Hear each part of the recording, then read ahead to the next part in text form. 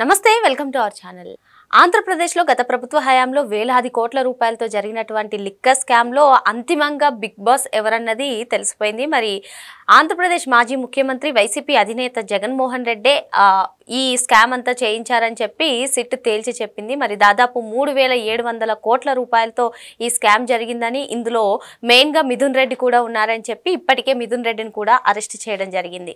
మరి ఇదిలా ఉంటే అసలు వైఎస్ ఫ్యామిలీకి పెద్దిరెడ్డి రామచంద్రారెడ్డి ఫ్యామిలీకి అనుబంధం ఎక్కడి నుంచి స్టార్ట్ అయింది, మరి ఇవన్నీ కూడా ఎక్కడి వరకు దారితీస్తున్నాయి, ఇటువంటి అంశాలపై చర్చించడానికి మనతో పాటుగా ఉన్నారు పొలిటికల్ అనలిస్ట్ షణ్ముఖ్ గారు.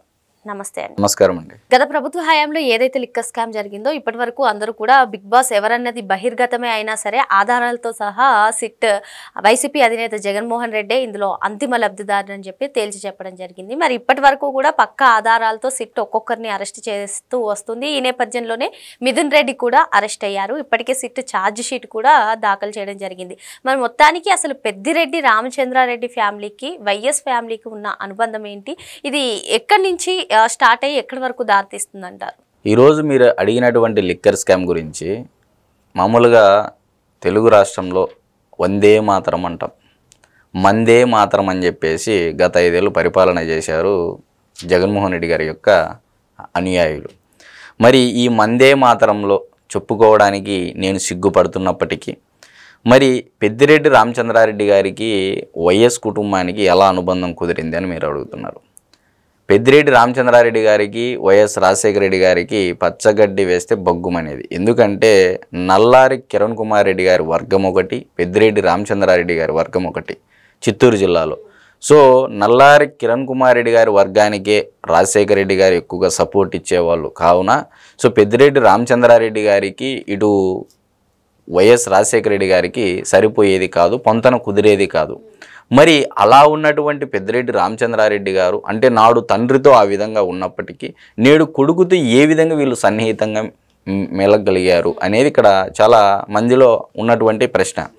మరి రాజశేఖర రెడ్డి గారు అంటే ఈ బెంగళూరు బ్యాచ్ అనేది ఒకటి ఉండేదండి జగన్మోహన్ రెడ్డి గారికి. ఇప్పుడు శ్రీకాళహస్తి మాజీ ఎమ్మెల్యే బిఎఫ్ మధుసూదన్ రెడ్డి గారు కానీ, లేకపోతే చెవిరెడ్డి భాస్కర్ రెడ్డి గారు కానీ, చిత్తూరు జిల్లాలో సంబంధించినటువంటి చాలామంది నేతలంతా బెంగళూరు బ్యాచ్ అని పిలుస్తారు, అంటే వైఎస్ఆర్సీపీ అనుయాయులు.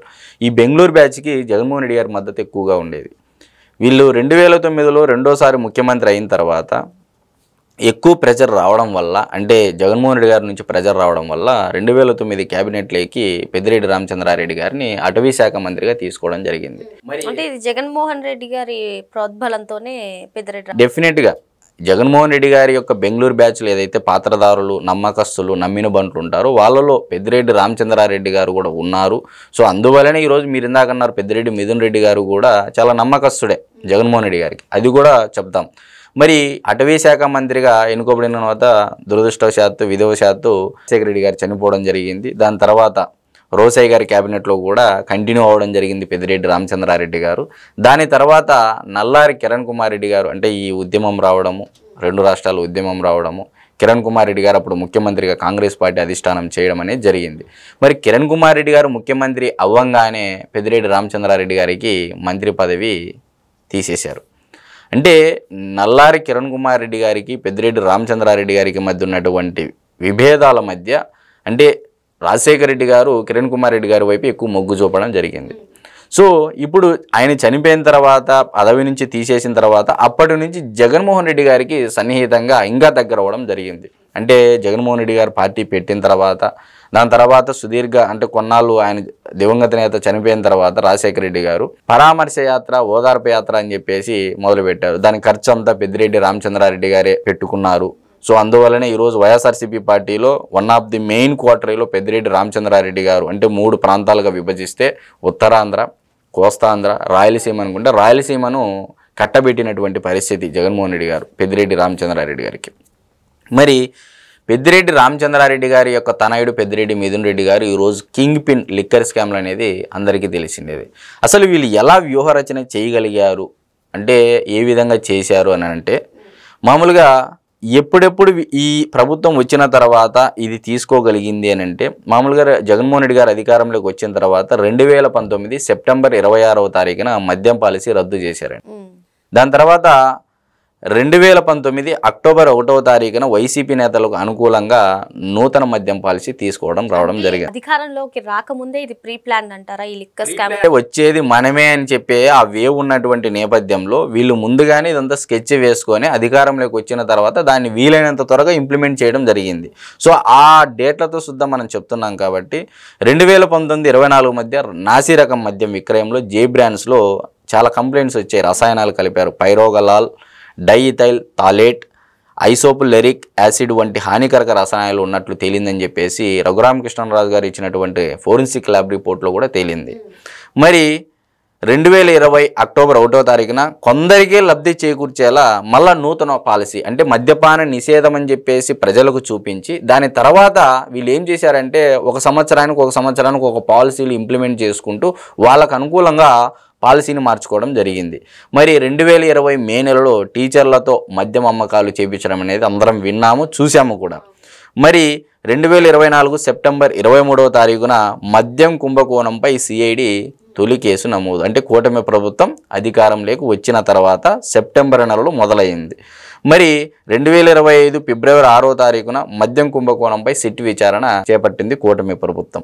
మరి ఏప్రిల్ నెల 15వ తారీఖున మద్యం కుంభకోణం సొమ్ముతో పెట్టినటువంటి బినామీ సంస్థల్లో సిట్టు సోదాలు, రాజ్ కసిరెడ్డి భార్య డైరెక్టర్గా ఉన్న ఆసుపత్రిలో, కుమార పేరిట ఉన్న ఇన్ఫ్రా కంపెనీలోనూ సిట్టు విచారణ జరగడం జరిగింది.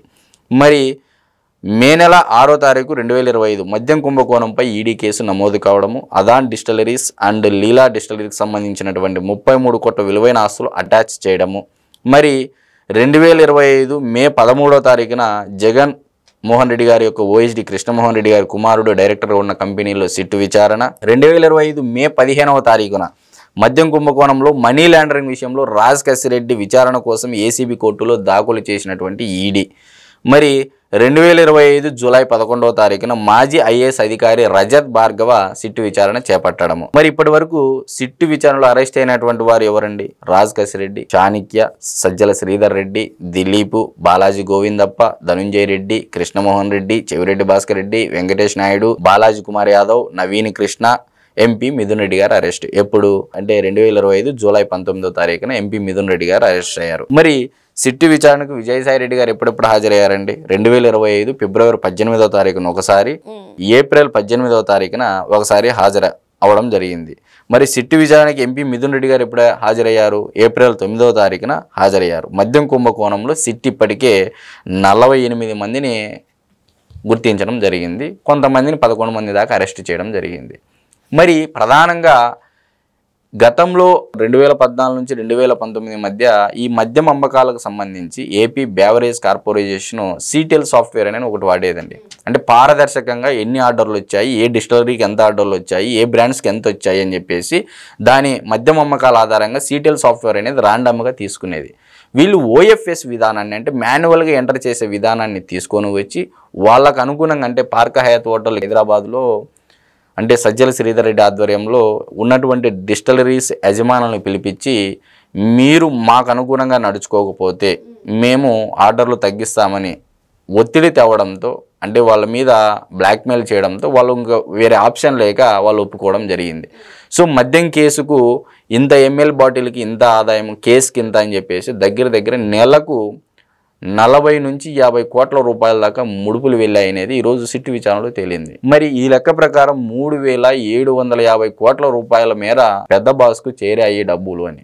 మరి ఇంకా మిగతా వాళ్ళకి ఎంత చేరాయి? ఈ వచ్చినటువంటి డబ్బును వివిధ రకాలలో అంటే బెంగళూరులో ఉన్నటువంటి రియల్ ఎస్టేట్లో కానీ, హైదరాబాద్లో భూములు కొనడము, ఈ ఎంటర్టైన్మెంట్స్ అనే సినిమా నిర్మాణ సంస్థ పెట్టేసి సినిమాల్లో డబ్బులు వైట్ మనీగా మార్చుకోవడము, బంగారం కొనడము, అంటే వివిధ రకాల మార్గాల్లో ఎన్ని మార్గాలు ఉన్నాయి అన్ని మార్గాల్లో డబ్బును తరలించి కొంత లాస్ అయినప్పటికీ కూడా అది వైట్ మనీగా మార్చుకునేందుకు చాలా చేపట్టారు.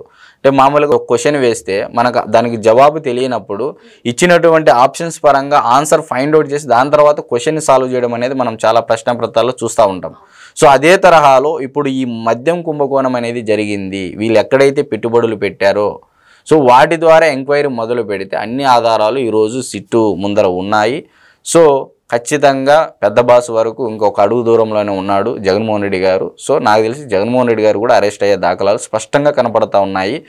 విత్ ఇన్ 6 months లోపలే ఇంత స్పీడ్గా విచారణ చేయడం అనేది కూటమి ప్రభుత్వం యొక్క పారదర్శక పరిపాలనకు అద్దం పడతా ఉంది అయితే మనం ఖచ్చితంగా చెప్పొచ్చు. మొత్తానికి ఒక్క అడుగు దూరంలోనే జగన్మోహన్ రెడ్డి ఉన్నారని చెప్పి షణ్ముఖ్ గారు చెప్తున్నారు. మరి రేపో మాపో జగన్మోహన్ రెడ్డి అరెస్ట్ అయ్యే ఛాన్సెస్ కూడా ఉన్నాయి. మరో అంశంతో మళ్ళీ కలుద్దాం. Thank you sir. నమస్తే.